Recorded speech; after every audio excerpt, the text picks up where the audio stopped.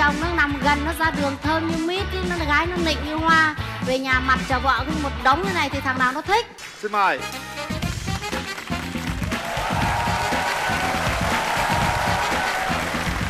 Dạ, chào cô.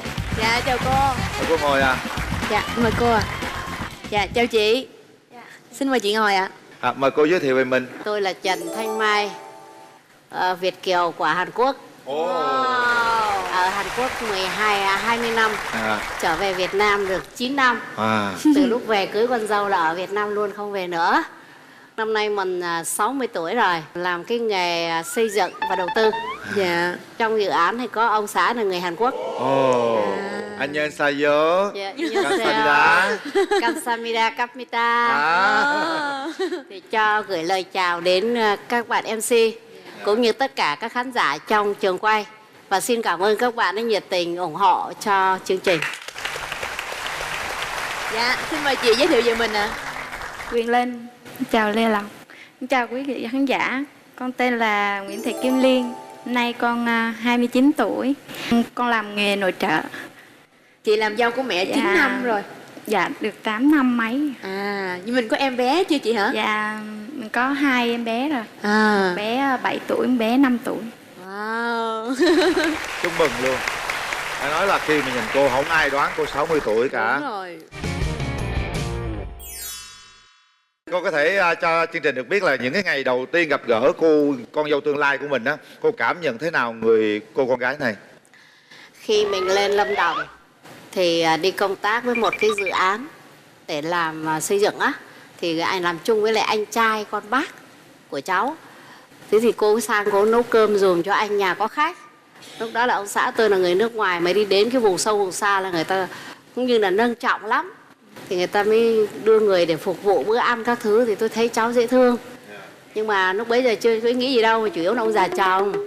Cái ông người Hàn này, ông ấy bảo là cho bác chụp một tấm hình được không? Thì lúc bấy giờ con trai tôi ở Mỹ mới về, cũng đang đi muốn kiếm dâu. Thế bảo ông xem kỹ đi nha, này gái ở trên miền quê này thì xuống thành phố có sống được không? Hay sau rồi lại đua đòi nó khó.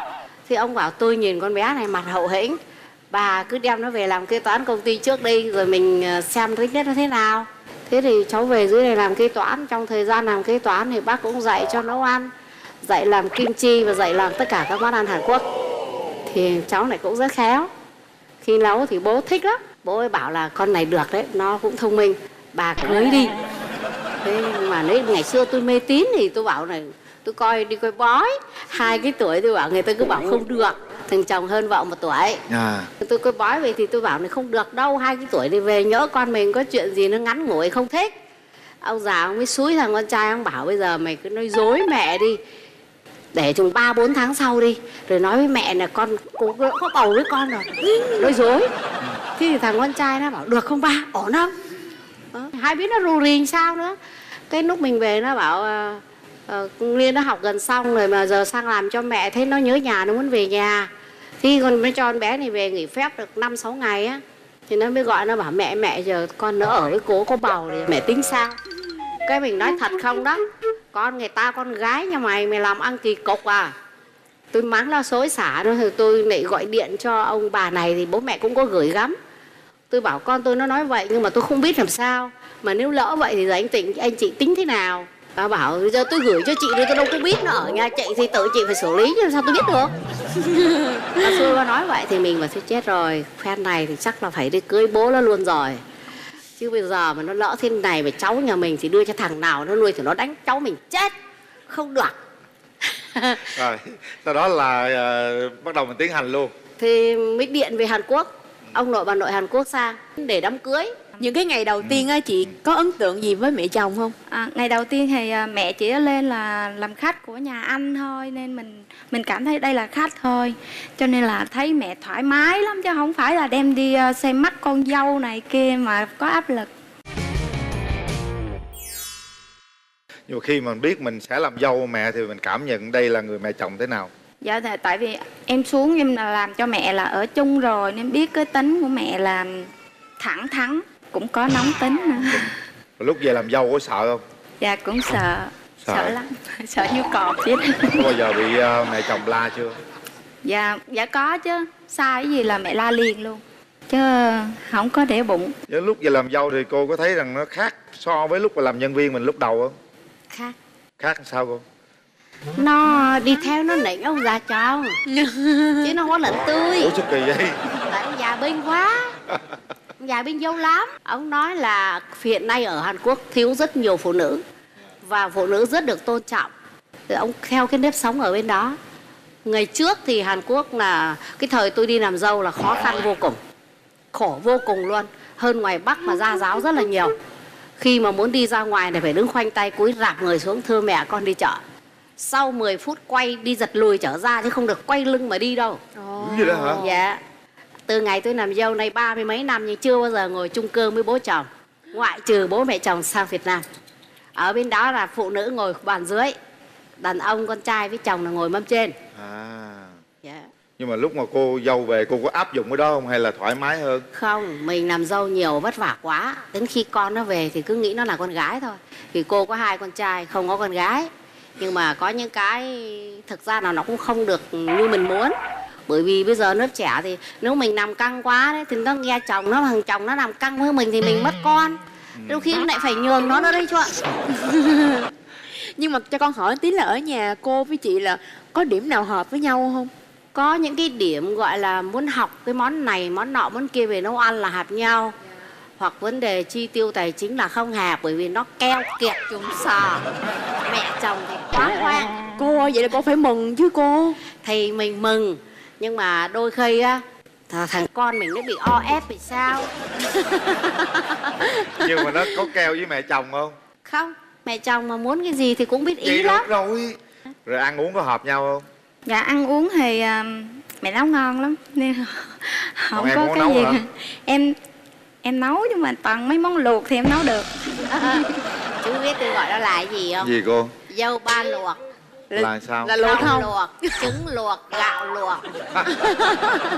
Em thấy còn những điều gì mà em hợp với mẹ chồng nữa? Đi mua sắm à? Mua sắm. Là mẹ dắt đi mua, toàn là mẹ chọn, mẹ kêu là cái mắt thẩm mỹ em không có. Cô dẫn đi mua là mua toàn bộ hết từ Tất, từ kể cả những cái nhỏ nhất của phụ nữ cũng là mẹ chồng mua mới hấp dẫn chứ nó mua là vứt. Nó về nó phàn nàn, nó bảo là anh Hợp lúc này kỳ quá. Anh nghĩ sao mẹ ơi, thi thoảng mà giận nên cứ mày với tao. Thế tôi mới bảo thế trong sinh hoạt vợ chồng thì con như thế nào? Nó bảo không, con mắc cỡ lắm.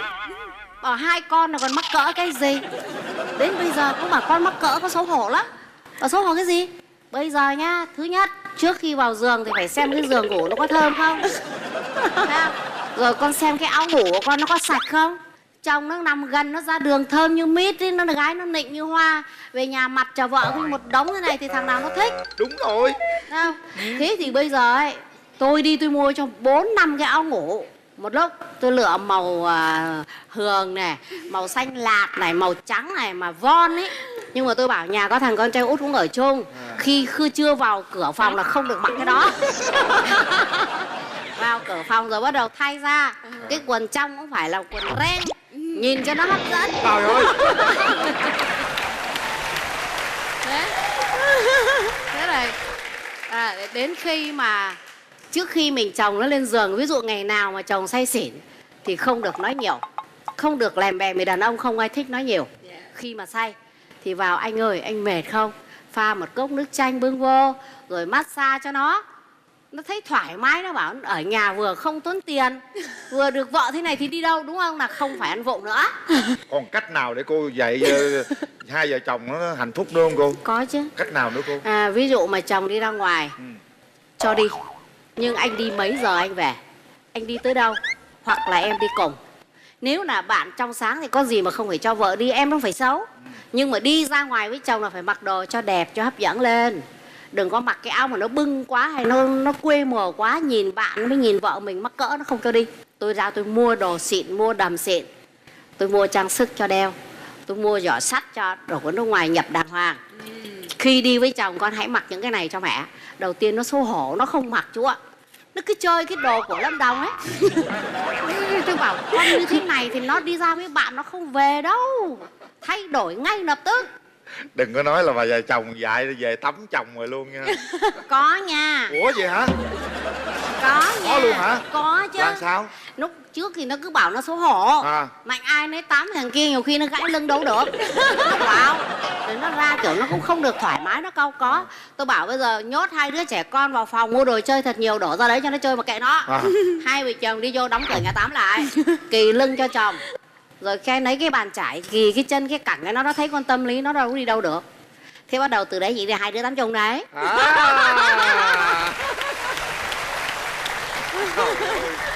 Sư phụ. Sư phụ thì có hồi nào cô chăm sóc lưng điện nước cho cô dâu không? Có. Có luôn. Cách nào? Như nào cô? Sanh đứa thứ hai xong, cai sữa là hàng nó ốc ác không à, không còn gì hết trơn á. Tôi mới đi mua một cái kem mắc nhất của Hàn Quốc gửi sang là gần 2 triệu một hũ nhỏ xíu à. Mua cho về và con tối con massage đi. Massage, hôm nay có hàng đẹp rồi. Cô có thể cho con cái tên được không? Chung đây là một mẹ chồng rất là tâm lý. Em thấy mẹ dạy những cái gì nãy giờ mà mình lo cho chồng này kia, em có thực tập giống như mẹ không? Có. Dạ. Rồi em thấy kết quả làm sao? Dạ. Hồi kia á thì ảnh hay đi nhậu lắm. Tới có khi 1-2 giờ đêm mới về. Mà từ khi mẹ bày á thì không có nhậu ngoài nữa mà về nhà nhậu. Chị cho em hỏi chút xíu nha, hai mẹ con mình có điểm nào mà chưa hợp nhau không? Chưa hợp nhau thì cũng có chứ ạ. Cách đây mấy năm á là mẹ hay đi làm ở Hà Nội xa lắm. Có năm là Tết không có về được. Em thì lo cúng kiến mùng 1 Tết để em lo xong rồi. Em mới kêu thôi năm nay không có ba mẹ ở đây á thì xin chồng. Cái gọi điện cho mẹ với ba thì chắc là Tết ba mẹ không có mở máy đâu. Ba mẹ liên lạc hoài không được. Cái mới xin chồng, xin bác chồng là cho về quê. Cái em về quê. Cái mẹ gọi điện, cái mẹ biết đang ở quê. Cái mẹ la, mẹ kêu chứ con á là không có coi cha mẹ chồng ra gì hết á. Không có tôn trọng, không có xin phép. Đi là không có phép tắc. Cái gọi cho ba em luôn. Kêu là về coi lại con đi nha. Nó đi không có xin phép ai hết á. Khi đó ba mẹ giận lắm. Giận dữ là dữ luôn. Gọi ba mẹ em xong là tắt luôn. Hỏi nghe giải thích luôn. Mẹ mà giận, mẹ chồng giận là giận dữ lắm luôn á. Nhưng mà được có 2 tiếng đồng hồ sao à. Đâu mình làm gì cho mẹ hết giận. Cứ đeo đẻo theo mẹ ơi cái này, mẹ ơi cái kia á chị. Mẹ ơi hoài là cũng xui à. Cũng xìu theo. Có những chuyện gì mà cô không hài lòng về con dâu nhiều nhất không? Có cái chuyện mà nó cứ hay giấu giếm. Ví dụ như cô đi công tác 3-4 tháng chưa về. Rồi ở nhà nhiều khi con nó té đau chẳng hạn hay đi viện, nó không dám nói, nó sợ mình lo. Hoặc hai vợ chồng nó cãi cọ, nó giấu. Tôi gọi ra ngoài tôi bảo ra đây. Thằng chồng đi theo đấy, nó đi ra chỗ khác mày, đây là việc của đàn bà. Bắt đầu mới ngồi đây, bây giờ tối hôm qua ngủ thấy thế nào? Có massage cho nó không? Có chăm sóc nó chưa? Rồi ăn mặc lại lôi cái đồ cũ thốc thách mặc đúng không? Nó nhìn nó chán đúng không? Nhưng mà con mệt quá, con dọn dẹp con mệt quá mẹ, không được. Mệt thì cho hai đứa nhỏ đồ chơi hay là cho nó ăn no nó ngủ đi. Rồi hai vợ chồng ngồi rù rì. Vẫn phải ăn mặc cho nó hấp dẫn lên. Quần áo nó sạch sẽ rồi sức cái đồ mẹ cho nó thơm á. Đàn ông mà nó hửi mùi nó ghiền à. Thế là bắt đầu làm. Nhớ như con đây là kinh nghiệm nha con. Kinh nghiệm quý báu. Quý báu đó. Kinh nghiệm dữ lắm Tất luôn đó. cả các con dâu chú ý như là phải chăm sóc chồng, nhịn nhục chồng lúc khi nó nóng thì mới giữ được hạnh phúc. Cứ bảo đàn ông có mèo nhưng mà 80% là do phụ nữ mà ra. Không biết tâm lý rồi đanh đá cá cày thì đàn ông nó chán ngay lập tức. Cô này mà tôi không cứu vãn là thằng chồng đi chơi mất tiêu ấy. Thấy chưa, hay quá. Còn chuyện con cháu sao? Tức là chăm con thì em để cho mẹ hay là em học hỏi mẹ hay là em tự chăm? Dạ em tự chăm. Đứa sau á thì mẹ chăm hoàn toàn. Mẹ chăm như mẹ ruột vậy đó. Mẹ xong mẹ hơ rồi nói chung mẹ rửa ráy y như mẹ ruột vậy. Mẹ không có ghê tay như người ta. Nhưng mà cô có khi nào mà xen vô cái chuyện chăm con cháu, có la nó gì nó? Có chứ. La nữa hả? Cháu tôi mà xuống ký là tôi rầy à. Có khi về con bé nó xuống ký nó hỏi tại sao để con như này, hai vợ chồng mày làm gì? Như này mà xứng đáng là mẹ hả? Là khiếp vãi hồn. Phải nhanh chóng tăng cân hoặc là chết với tôi. Dạ. Có khi nào em khóc vì mẹ chồng la em chưa? Dạ có chứ. Có hả? Khóc với chồng. Khóc chồng? Dạ. Mét chồng nữa hả? Dạ mét chồng. Nhưng mà chồng em lại rất là thương mẹ. Đứng ở giữa thì đâu có biết làm sao đâu. chỉ biết im lặng. Im lặng luôn. Nói em ơi em, bây giờ mẹ bây giờ mẹ áp lực nhiều lắm, em cứ học theo là im lặng là vàng là được á em. Tại mẹ thẳng tính là mẹ nghĩ cái gì mẹ nói đó, chứ gặp như những người mẹ khác thì họ ghim họ đì mình sao. Ừ. Đấy, thấy con dâu cũng hiểu tâm lý mẹ ha. Hôm nay thì cô có muốn cô con dâu mình thay đổi điều gì cô cứ nhắn nhủ Cô luôn đi. muốn con dâu là phải trung thực, từ tài chính đến quan hệ phải minh bạch với gia đình chồng và chồng. Nếu mà ngại không nói với mẹ thì có thể nói với em chồng, tâm sự với nó, hoặc là nói với chồng. Hôm nay có mẹ ở đây ha, em muốn nói điều gì với mẹ, muốn chia sẻ gì với mẹ? Hai mẹ con đứng lên với nhau nói chuyện với nhau cho tình cảm ấy nào. Con cảm ơn mẹ. Bấy lâu nay, bao nhiêu thời gian qua là mẹ đã cưu mang cho con, đã dạy dỗ con được như ngày hôm nay. Con rất cảm ơn mẹ. Đừng có nịnh, chỗ nào không thích nói luôn. Dạ không, con chỉ thích mẹ như vậy thôi. Mẹ đừng có thay đổi hơn nữa. Ôm mẹ đi nào.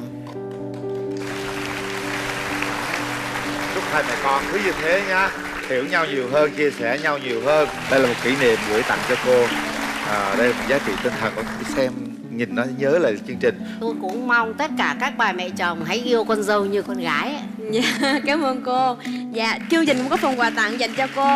Đây là Natro Enzyme giúp ngăn ngừa tai biến đột quỵ, nguyên liệu từ Nhật Bản. Dạ, cảm ơn. Đây là cao linh chi nhân sâm của công ty cổ phần dược phẩm OBC, có tác dụng bổ dưỡng khí huyết, giảm cholesterol, giảm mỡ máu và trị suy nhược thần kinh ạ. Dạ, Em cảm ơn. xin tất cả các bà mẹ chồng cũng về mua những cái này để giữ nhan sắc đẹp nha của con dâu nha. Dạ, còn một phần quà đặc biệt nữa là một chiếc TV 40 inch của thương hiệu Akino, tích hợp chức năng thu tín hiệu và truyền hình số mặt đất, trị giá 5.950.000 đồng ạ. Xin dành tặng gia đình mình ạ. Dạ, cảm ơn cô ạ.